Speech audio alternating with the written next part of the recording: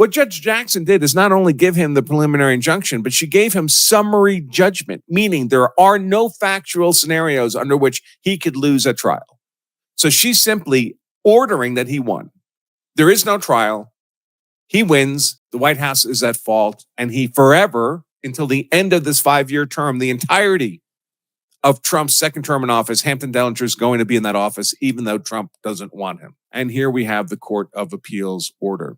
Further ordered that the emergency motion stay for pending appeal be granted and the March 1st order be stayed. The March 1st order is the preliminary injunction and summary judgment order by Judge Jackson, that be stayed, stopped, pending further order of the court, except to the extent that the order vacates the temporary restraining order, so that's gone. This order gives effect to the removal of appellee, that's Hampton Dellinger of the Country Club Dellingers. So this order by the Court of Appeals gives effect to the removal of Hampton Dellinger from his position as the special counsel of the U.S. Office of Special Counsel.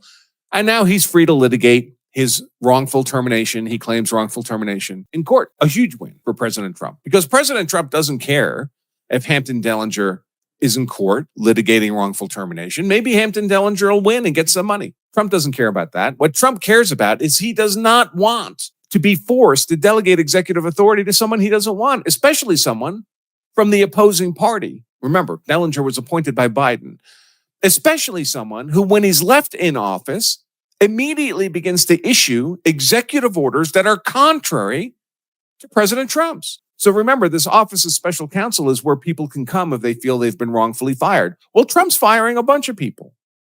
And he ordered a bunch of people fired. And now Hampton Dellinger says, no, they can't be fired. I'm in the Office of Special Counsel. I'm freezing their termination. They're going to stay in office with executive authority to President Trump, whether you like it or not. Interestingly, the Office of Special Counsel works with the Merit Systems Protection Board.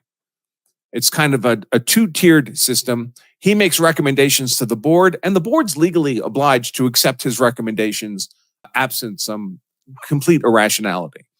So they're basically a rubber stamp for him. He takes a complaint from somebody, he brings it to the board. The board rubber stamps his what he wants to do, and he's been ordering that President Trump's not allowed to fire people. They have to stay in office for weeks at least before they can actually be stripped of the executive authority that under our constitutional order can only come from President Trump.